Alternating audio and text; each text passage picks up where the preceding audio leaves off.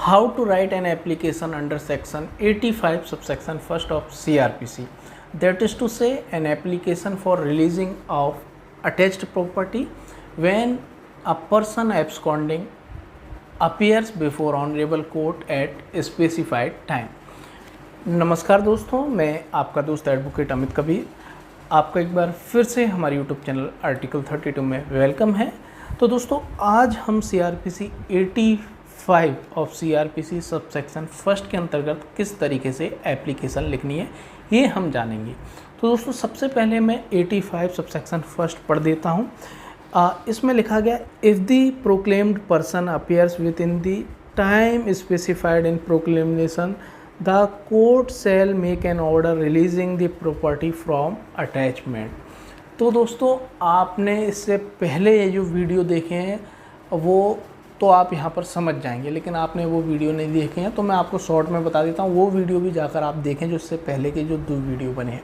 तो friends 82 CRPC के अंतर्गत जब व्यक्ति यहाँ पर कोर्ट में हाजिर नहीं होता है, समन उसके अगेंस्ट जारी हो गए, वारंट यहाँ पर बेलेबल नॉन बेलेबल वारंट जारी हो गए, फिर भी वो हाजिर नहीं होता, 82 के अंतर्गत एक यहाँ पर प्रोक्लेमेशन की जाती है कि आप फरार हो गए हैं और आपको यहाँ पर 1.5 महीने के भीतर या 1 महीने के भीतर, 1 महीने से कम का समय नहीं दिया जाएगा, लेकिन 1 महीने से ऊपर कितने का भी समय दिया जा सकता है, 1 महीना या 1 महीने से ऊपर का समय।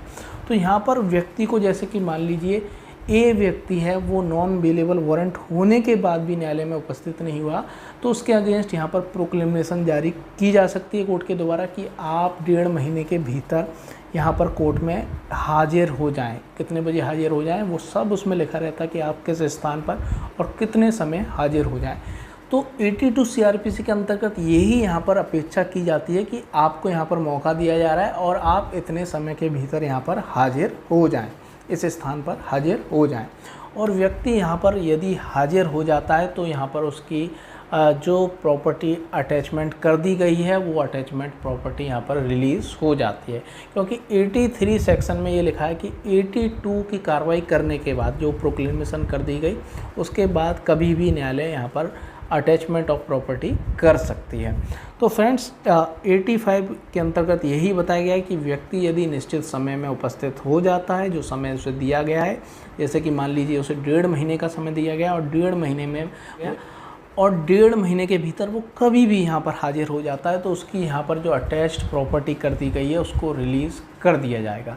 तो ये एप्लीकेशन किस तरीके से आपको लिखनी है वो हम देख लेते हैं। तो फ्रेंड्स सबसे पहले आपको यहाँ पर कोर्ट का नाम डाल देना, जैसा कि आपको स्क्रीन पर दिख रहा होगा। उसके बाद आपको केस का नाम डाल देना है, इधर आपको आपराधिक संख्या राइट हैंड साइड पर डाल देनी है, उसके नीचे आपको यहाँ पर धाराएं डाल देनी है, पुलिस स्टेशन का नाम डाल देना है और यहाँ पर ज़िला कौन सा है वो आपको डाल देना है, ये आपको करना है। फिर यहाँ पर बीच में आपको सब्जेक्ट लिख देना है, सब्जेक्ट लिख सकते हैं आप application under section 85 of CRPC, प्रार्थना पत्र अंतर्गत धारा 85 ऑफ CRPC, ये आप लिख देंगे। अब यहाँ पर आप जैसे एप्लीकेशन शुरू होती है वही करेंगे कि यहाँ प्रार्थी ऑब्लिक अभियुक्त निम्नलिखित निवेदन करता है। तो यहाँ पर अभियुक्त प्रार्थना कर रहा है। यहाँ पर जो 84 हमने सेक्शन में पढ़ा था, जो एप्लीकेशन हमने जानी थी इससे पहले, उसमें जो व्यक्ति जिसकी गलती से संपत्ति कुर्क हो गई है वो करता है। तो यहाँ पर कौन प्रार्थना कर रहा है, यहाँ पर ये application releasing of attached property कौन दे रहा है, यहाँ पर फरार व्यक्ति दे रहा है। ये महत्वपूर्ण बात है, लेकिन 84 में यहाँ पर अन्य व्यक्ति दे रहा था। तो आपको ये लिख देना है कि प्रार्थी ऑब्लिक अभियुक्त निम्नलिखित निवेदन करता है।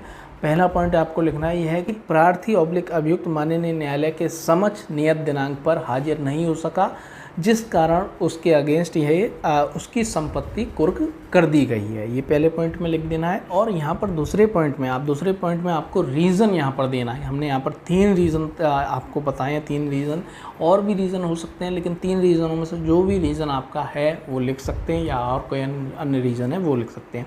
तो पहला हमने यहाँ रीज़न लिखा है सेकेंड पॉइंट में, यह है कि प्रार्थी ऑब्लिक अभियुक्त अपनी प्राइवेट नौकरी के चलते दूसरे शहर के बाहर गया था, क्योंकि वो प्राइवेट नौकरी करता है या वो ऐसा काम करता है, टाइल्स लगाता है या कोई मजदूरी का काम करता है, तो इस सिलसिले से वो नौकरी के चलते बाहर गया था, जिस कारण उसे यहाँ वारंट की कोई जानकारी नहीं हुई, इसलिए वारंट का एग्जीक्यूशन नहीं हो सका था। वो अपने आप को ऐसा नहीं कि जानबूझ के छुपा रहा हो, बचा रहा हो, ऐसा नहीं था। तो ये आपको लिख देना है। या आप दूसरा पॉइंट लिख सकते हैं कि वो अपने बिजनेस के सिलसिले में अपने व्यापारिक कारणों से कई महीनों से दूसरे शहर में था। ये आपको लिख देना है। इस कारण से उसके वारंट का निष्पादन नहीं हो सका, इस कारण वो माननीय न्यायालय के समक्ष हाजिर नहीं हुआ। वो जानबूझकर ऐसा नहीं कर रहा था कि वारंट का निष्पादन ना हो। ये आपको लिख देना। तीसरे पॉइंट में आपको लिख देना है, जो कि जनरली यहाँ पर आपको देखने को मिलता है, ये कि प्रार्थी ऑब्लिक अभियुक्त हार्ट पेशेंट था और अपने इलाज के सिलसिले से वो शहर से बाहर गया था। जिस शहर में गया था इलाज कराने, वो आपको लिख देना है। इस कारणों से यहाँ पर न्यायालय की तारीखों के बारे में कुछ पता नहीं चला और जो वारंट उसके अगेंस्ट जारी किए इसलिए उसका निष्पादन भी नहीं हो सका।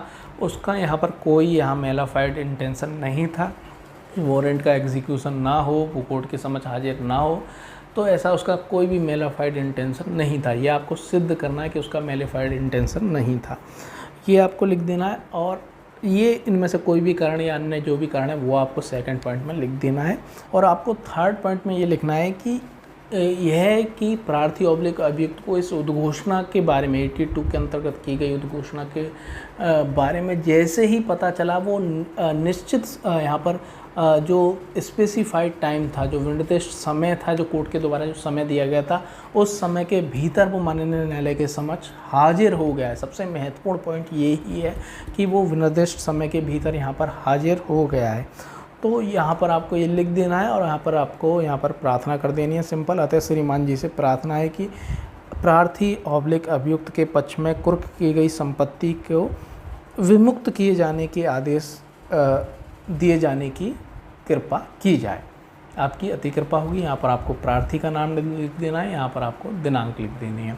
तो दोस्तों, इस तरह की ही महत्वपूर्ण वीडियो देखने के लिए हमारे YouTube चैनल को सब्सक्राइब कर लें और अधिक से अधिक इस वीडियो को शेयर करें, क्योंकि हमारा यहाँ पर जो पर्पज़ रहता है लीगल अवेयरनेस, समाज में लीगल अवेयरनेस क्रिएट करना रहता है। तो दोस्तों, आप हमारी इस पर्पज़ में मदद करें, इस वीडियो को अधिक से अधिक शेयर करना ना भूलें। तो friends, thank you very much.